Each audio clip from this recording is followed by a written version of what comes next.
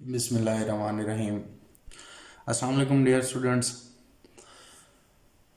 पहले हमने जो डाटा स्ट्रक्चर के अंदर डिस्कस किया था उस स्टैक को डिस्कस किया था, और स्टैक की मैंने आपको बताई थी कि कुछ एप्लीकेशंस हैं और हमने बारी बारी जो है उनमें से जो है वो कुछ उनको अरेज के ऊपर इम्प्लीमेंट भी कराया, और जो है वो स्टैक की जो एप्लीकेशंस थी उनको भी मैंने एवेलुएट करके आपको बताया था कि कैसे जो है वो डाटा उसके अंदर पुश एंड पॉप होता है। दूसरे नंबर के ऊपर मैंने आपको बताया था कि लीनियर डाटा स्ट्रक्चर के अंदर जो है वो दूसरे नंबर के ऊपर क्या आता है, क्यू आता है। क्यू जो है वो भी एक लीनियर डाटा स्ट्रक्चर है।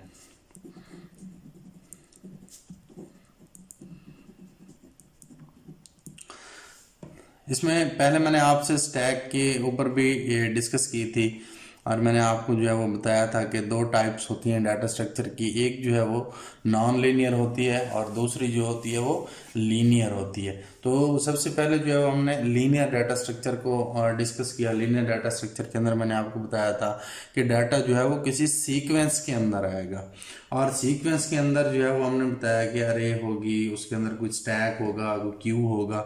स्टैक को जो है हम ऑलरेडी डिस्कस कर चुके हैं, और उसके अंदर जो है जितनी भी एप्लीकेशंस थी मैंने वो भी आपको बारी बार जो है उसको इवेलुएट करके उसको सॉल्व करके बता दिया कि किस तरीके से जो है वो हम स्टैक के अंदर जो है वो डाटा की मैनिपुलेशन होती है। अब है क्यू।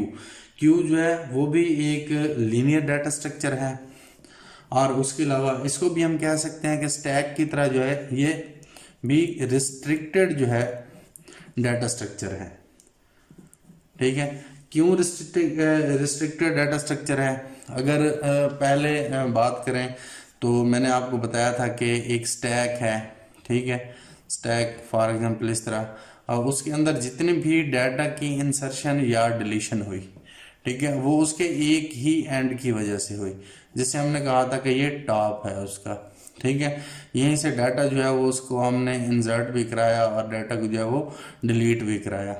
ठीक है, इसी वजह से हमने इसको कहा था कि ये रिस्ट्रिक्टेड डाटा स्ट्रक्चर है। तो क्यू को हम क्यों कहेंगे कि ये भी रिस्ट्रिक्टेड डाटा स्ट्रक्चर है? क्यू को जो है वो हम इसलिए कहेंगे कि ये रिस्ट्रिक्टेड डाटा स्ट्रक्चर है। अब क्यू की जो रिप्रेजेंटेशन होगी वो भी इस तरीके से होगी।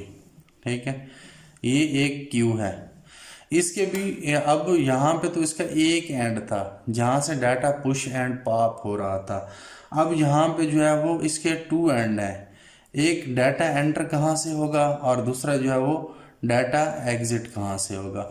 डाटा की जो है वो इंसर्शन और डिलीशन जो है वो टू एंड के ऊपर है। ठीक है, यहाँ से डाटा रिवर्स भी नहीं हो सकता, ये बात ध्यान में रखिएगा। इसके टू एंड है, इसलिए हमने कहा कि जो है ये भी रिस्ट्रिक्टेड है। लेकिन दरमियान ये जो मेमोरी है दरमियान के अंदर जो है ये कहीं से डाटा जो है वो शफल नहीं हो सकता, इसलिए हमने कहा कि ये भी रिस्ट्रिक्टेड डाटा स्ट्रक्चर है। और थर्ड जो है वो इसके अंदर हम कौन सा, हम ये जो है फीफो का कंसेप्ट इसके अंदर इस्तेमाल करेंगे, मतलब फर्स्ट इन फर्स्ट आउट। उसके अंदर हमने जो कंसेप्ट इस्तेमाल किया था वो था लाइफो का, मतलब लास्ट इन फर्स्ट आउट। अब यहाँ पे क्या होगा, जो एलिमेंट हम पहले इंसर्ट करेंगे वही एलिमेंट जो है वो पहले क्या हो जाएगा, निकल जाएगा। लास्ट वाला एलिमेंट जो है वो भी लास्ट के ऊपर निकल जाएगा।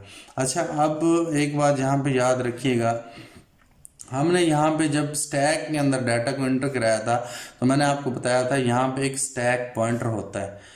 ठीक है, स्टैक पॉइंटर जो है वो जब डाटा पॉप होता है, ठीक है, पुश होता है, सॉरी, जब डाटा पुश होता है तो स्टैक पॉइंटर जो है वो इंक्रीमेंट कर जाता है। ठीक है, ऊपर की जानिब दूसरी तरफ। जब फिर थर्ड एलिमेंट आएगा तो फिर इंक्रीमेंट होगा, इस तरह होता हुआ ये टॉप तक आ जाएगा और फुल हो जाएगा। जब डाटा जो है इसमें से पॉप अप होगा, निकलेगा, डिलीशन होगी, तो वो क्या होगा, यहाँ से फिर डिक्रीमेंट होगा और वापस यहाँ पे फिर डिक्रीमेंट होगा, तो ये वापस इतना इंक्रीमेंट और डिक्रीमेंट होगा। और मैंने आपको क्या बताया था कि इसके अंदर जो है वो टॉप की मदद से जो है वो डाटा को हम क्या कराते थे, पुश एंड पॉप कराते थे। एक ही टॉप था इसका, इसी की मदद से जो है वो डाटा पुश एंड पॉप होता था। अब जो क्यू है, क्यू के अंदर जहां से डाटा इंसर्ट करेंगे इसे हम कहेंगे कि ये रेयर है।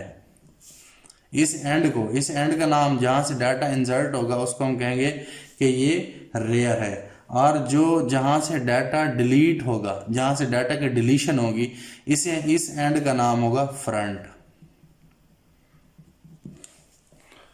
सही हो गया। अब मतलब डाटा क्यू के अंदर जहां से इंसर्ट होगा उस एंड का नाम होगा रेयर। ये तो स्टैक के अंदर हमने कहा था ना कि यहां से डाटा इंसर्ट हो रहा है या डिलीट हो रहा है, उसका नाम हमने दिया था टॉप। सही। अब यहाँ पे डाटा जहां से इंसर्ट होगा या जहां से जो है वो डिलीट होगा, जिस एंड से इन होगा उसको हम रेयर एंड कहेंगे, और जहां से जो है वो डाटा डिलीट होगा उसको हम क्या कहेंगे, फ्रंट एंड। अच्छा, यहाँ पे एक बात याद रखिएगा, स्टैक के अंदर जब भी हम डाटा की पुश करते थे तो स्टैक पॉइंटर इंक्रीमेंट होता था, ठीक है, और डाटा को जब हम डिलीट करते थे तो उसके अंदर डिक्रीमेंट होता था। अब यहाँ पे क्यू के अंदर हम क्या करेंगे, क्यू के अंदर जब भी हम डाटा को इंसर्ट करेंगे तो हम कहेंगे r is equal to R plus 1, ठीक है। अगर जब ये डाटा एंटर होगा तो इसको भी हम कहेंगे कि इसके अंदर इंक्रीमेंट हुआ। डाटा जब डिलीट होगा फ्रंट में से तो हम इसको कहेंगे f जो है वो is equal to f plus 1।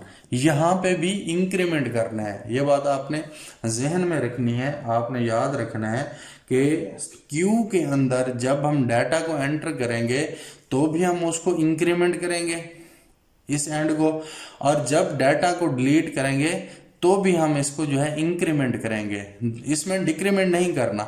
Decrement जो है वो स्टैक की एप्लीकेशन के अंदर था कि स्टैक के अंदर जब हम एक ही टॉप की मदद से डाटा को पुश एंड पॉप करा रहे थे तो पुश जब करते थे तो स्टैक पॉइंटर को इंक्रीमेंट करते थे, वो पोजीशन चेंज कर जाता था, और जब डाटा डिक्रीमेंट करते थे, पॉप करते थे, तो वो जो है स्टैक का जो पॉइंटर है वो डिक्रीमेंट हो जाता था।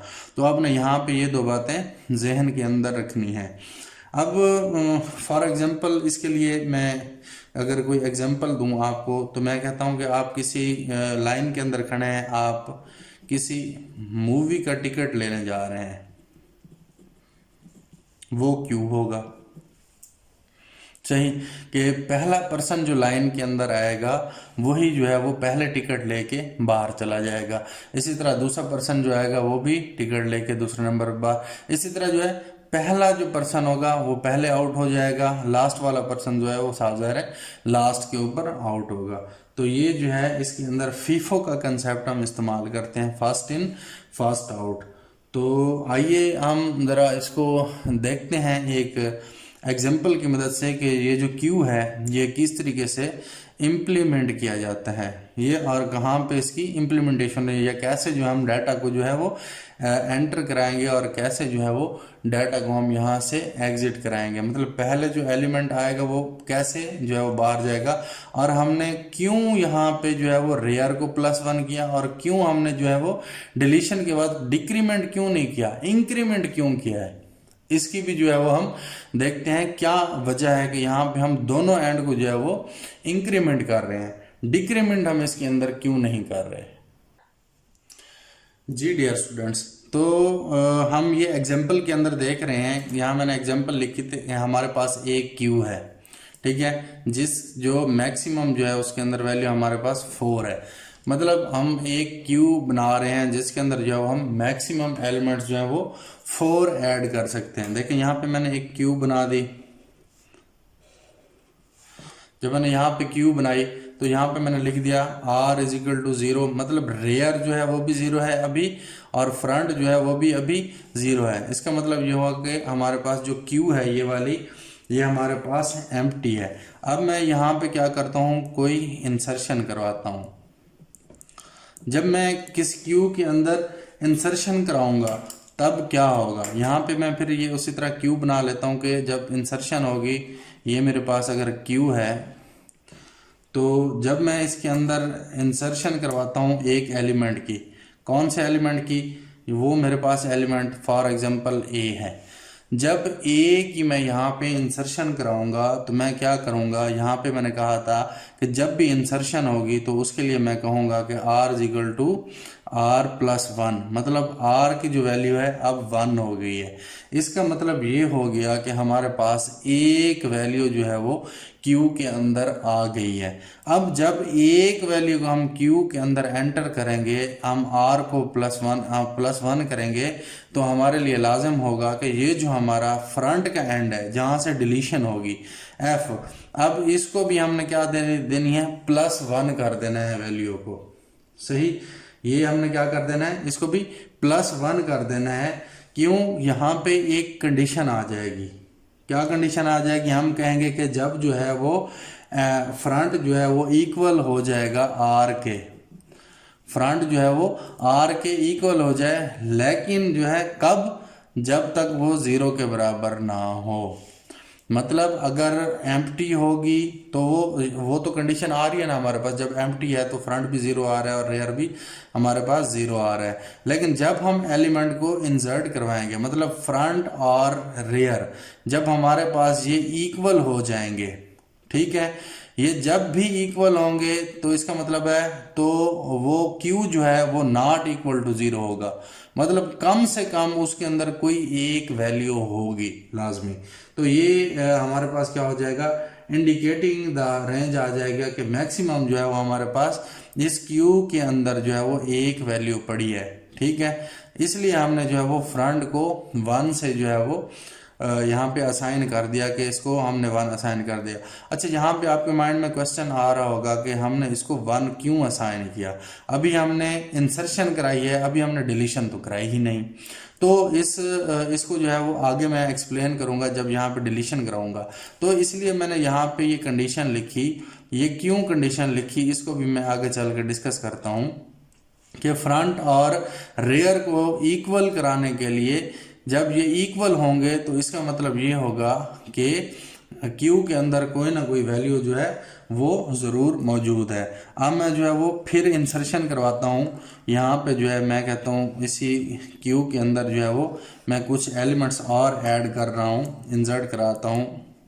कौन से, फॉर एग्जांपल मैं जो है वो मेरे पास 3 एलिमेंट और हैं। ठीक है, कौन कौन से, एक मेरे पास एलिमेंट है B, एक मेरे पास एलिमेंट है C और एक एलिमेंट है मेरे पास D।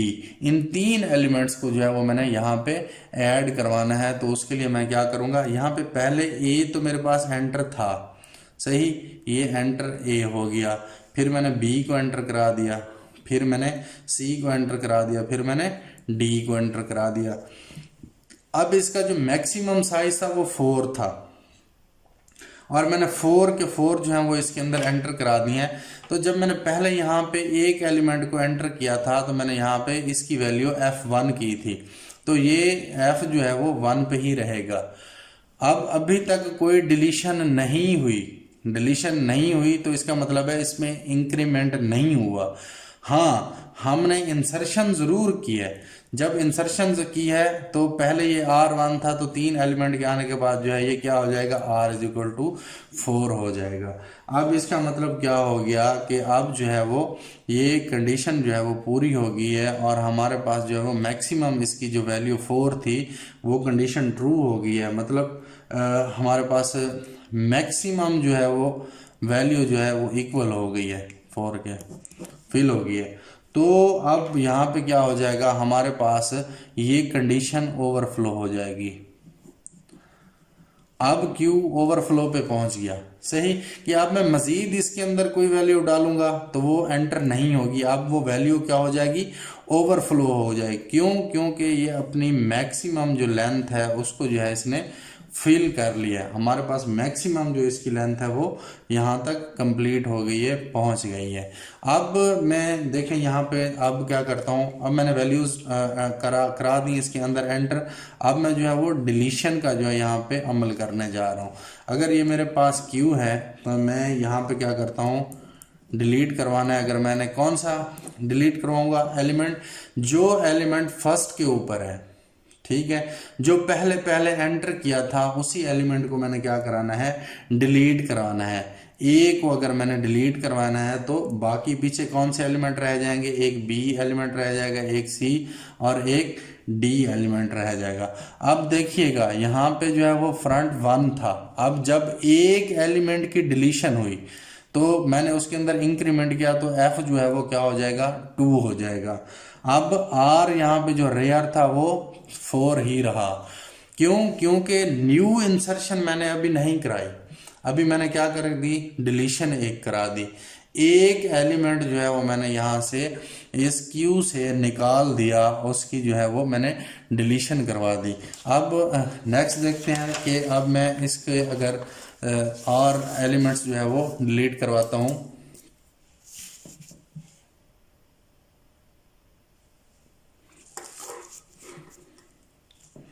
ये क्यू है, अब इसमें मैंने डिलीशन करवानी है किस किस की।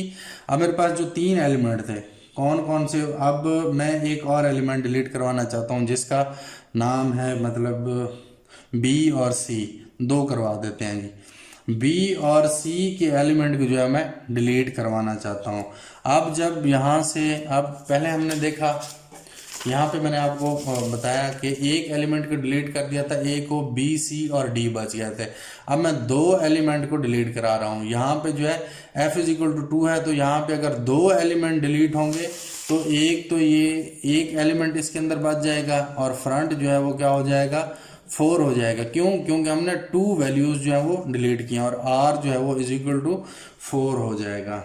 अब देखें, जो बात मैंने आपको यहाँ पे की थी कि हम जो है यहाँ पे इसको +1 क्यों कर रहे हैं, यहाँ पे मैंने इसको 1 क्यों दिया है फ्रंट को।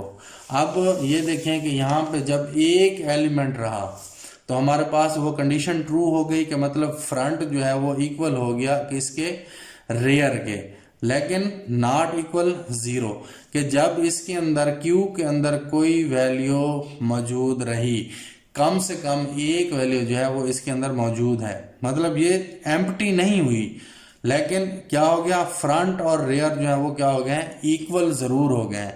अब मैंने जब इंसर्शन कराई थी एक एलिमेंट के बाद, ठीक है, जैसे मैंने यहाँ पे ए को एंटर करवाया था यहाँ पे, अब यहाँ पे रेयर भी एक 1 था और फ्रंट भी जो है वो भी 1 था, ठीक हो गया।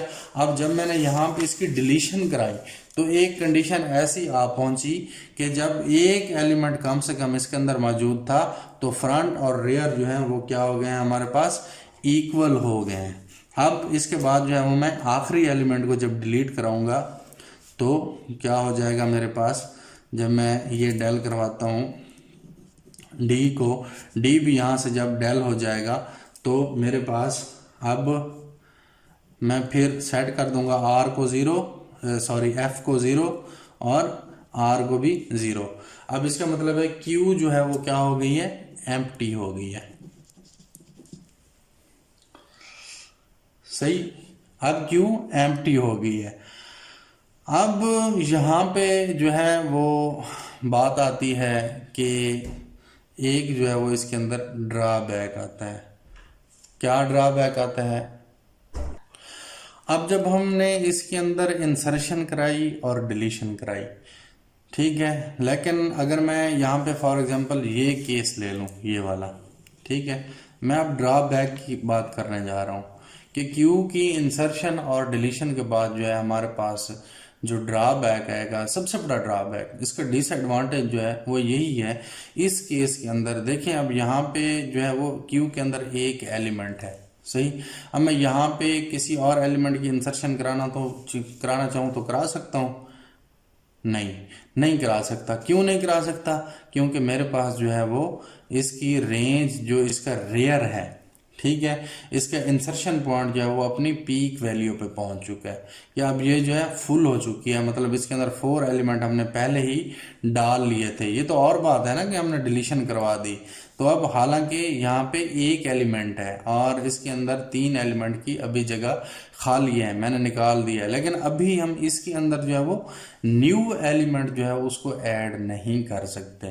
तो ये जो है इस क्यू का जो है इसे हम कहते हैं लीनियर क्यू, ठीक है, इसे हम कहेंगे लीनियर क्यू।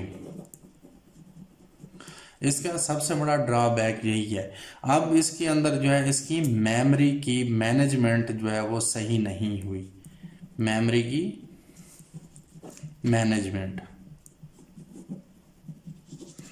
ठीक है। अब इस ड्रॉबैक को सॉल्व करने के लिए हमने जो है वो आगे एक और क्यू जो है उसका सहारा लिया है, जिसको हमने सर्कुलर क्यू कह दिया।